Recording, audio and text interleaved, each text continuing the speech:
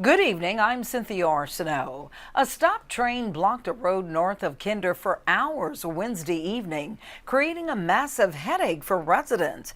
KPLC's Stephanie Obadiku spoke with officials about why it was stopped for so long.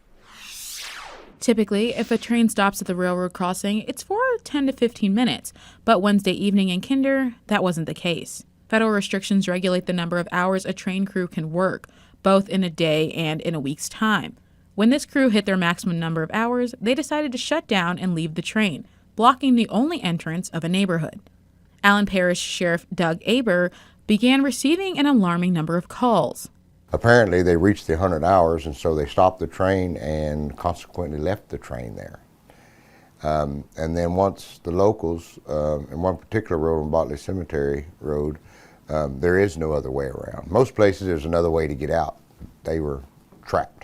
He quickly sprang into action, trying to get a hold of someone at Union Pacific, and that took hours. Unfortunately, that we did not have any medical or violent crimes or anything like that we wouldn't have been able to fire.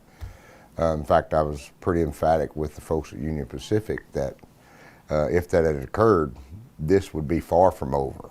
The train stopped at around 3 in the afternoon and was finally moved at 9:30 that night. Caroline Boatley was one of the people stuck inside of the neighborhood. She was trying to pick up her kids from school, but was unable to pass the intersection. Not being able to get in and out of our residence. Each side of the road was blocked from Botley Cemetery over to Moorhead Loop.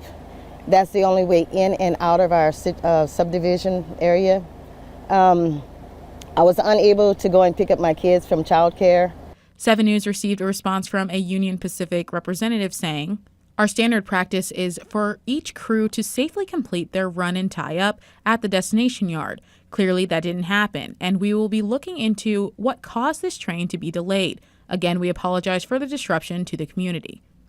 Sheriff Aber believes that this situation could have been avoided. He's thankful that there weren't any serious accidents that took place in that 6+ hours of waiting. In Kinder, Stephanie Obadiku, 7 News.